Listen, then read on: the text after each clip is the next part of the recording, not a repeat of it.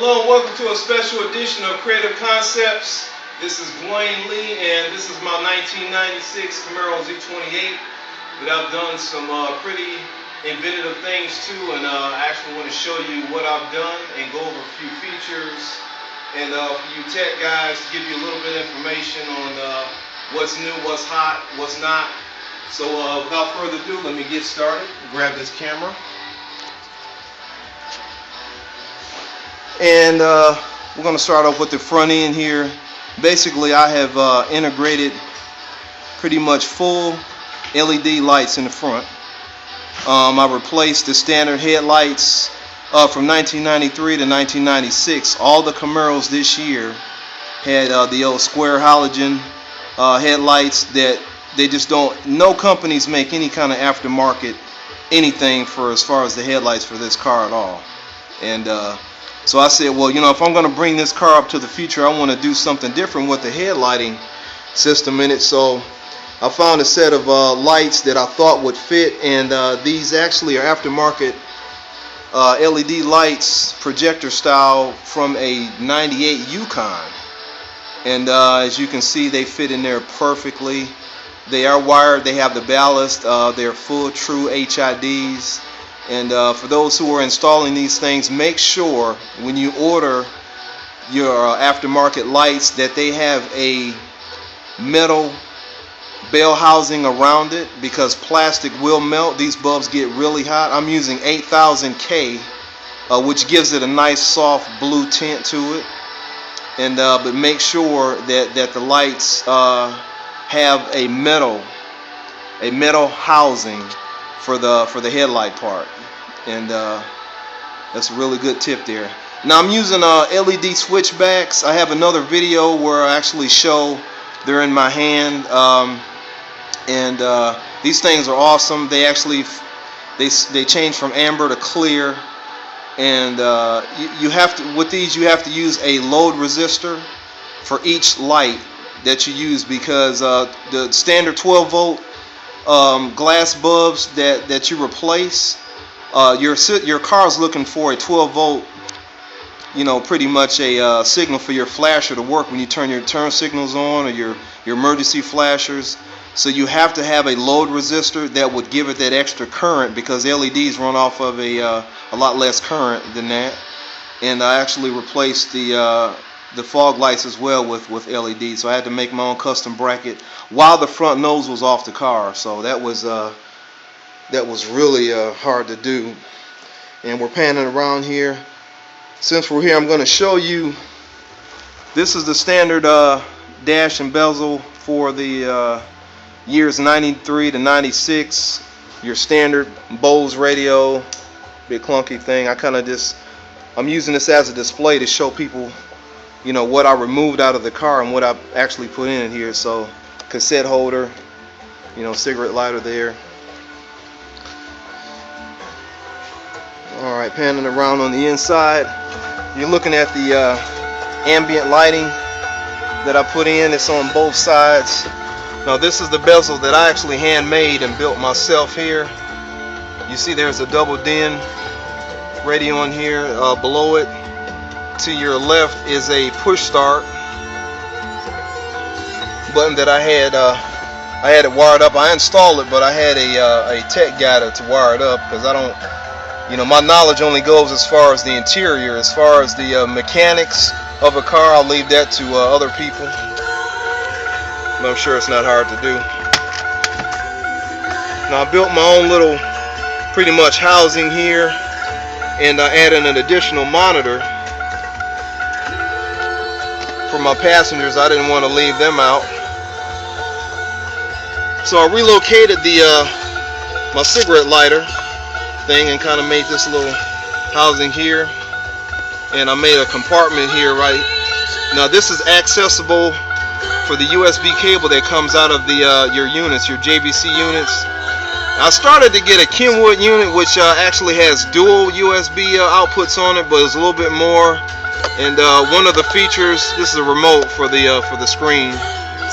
But one of the biggest features that I got this JVC unit, this is a 2012, it is a KW70BT the BT meaning Bluetooth, so it is Bluetooth compatible with your Android phones and your iPod, but it's your iPhones, but it's basically made to work off the iPhone 4 better, because you can take advantage of the apps and everything for it.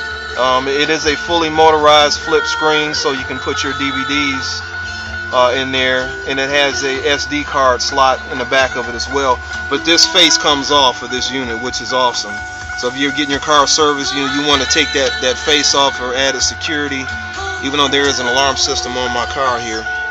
So in this center bezel, this is my switch for the halo rings on the front for the headlights, and the other one, this red one, is for the backup camera. So I'm gonna switch over the AV port on the second screen, and there's the back camera, as you can see, and it's showing on the front display there as well. So I thought that'd be a nice added feature to it. They're must-have for really any vehicle. Doesn't matter what size it is, for safety as far as kids backing up or whatnot. So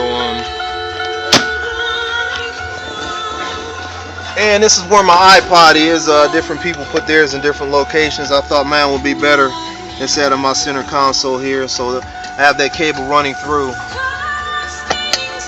Now I have some very important information for installers or people actually doing these systems in a car. When you're using iPods on any unit, it does not matter. I'm going to tell you guys something that's going to be is going to make a lot of people pissed off.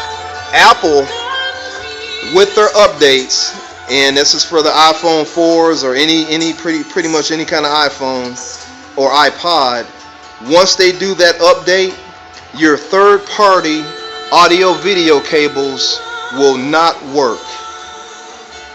Will not work. Because when I purchased the JVC unit, it's the rear of the car here with the ground effects kit on it. Everything you can see, I added a different wing on it as well. And but yeah, basically the JVC cable that I ordered was the KSU30. It's an audio video cable that will allow you to play videos and audio, through your iPod. Does not play the videos. It will not work. It's not your cable that's bad. It is actually the update that Apple has done, because they are trying to pretty much keep people buying their cables. Now they have went down in the price. They were $50 and they're now $40, which is not bad, but for those people who like to buy things online, as far as eBay, you can get like an audio video cable, a knockoff, for maybe $10-20 or something like that. So they will not work, just to let you guys know that. So and I do so many installs that when I called Apple and talked to one of their techs, they sent me a cable for free.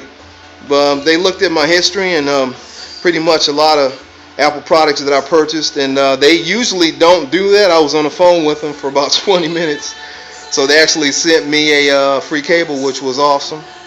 I thank them for it. So it's actually in the car and it works perfectly. And that should be just about it. Now I have one more thing to show you guys here. This is a Saver battery. This thing is awesome.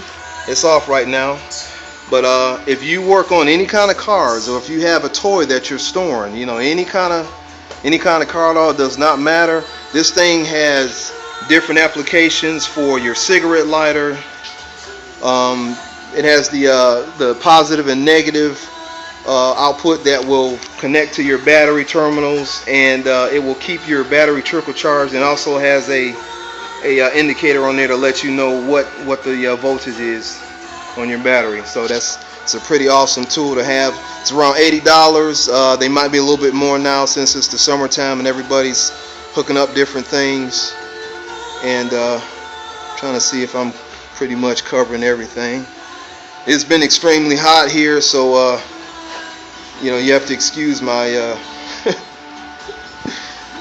trying to rushing through this video, because I would like to cover everything in here. Now if you have any questions or pretty much any kind of information that you want to get me or something, you can send me a message on YouTube or Facebook if you're on there.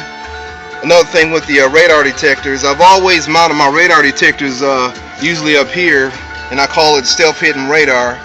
But in this car, I actually removed one of the vents, and just to get it out the way. It's all clean, it's integrated in there, doesn't get hot. It has plenty of space back there, so it works out pretty good. And I replaced the gauge cluster in there as well. So and again, this has been a special edition of Creative Concepts, and I'm getting ready to sign off here. So this is 1996 Camaro Z28 that I've been working on for a long time. This car has a lot of sentimental value to it. It was actually once my mom's car, and she kind of just gave it up to me, and I traded cars with her because she lived in Michigan, and it was a little bit too much for her to handle in that snow and ice and everything, and it was a little ragged out when I got it. And so I seen a lot of potential in this car, and I kind of wanted to bring it up to 2012 American standards. So I think I've accomplished a few things there. And again, this has been Creative Concepts, and thank you for watching.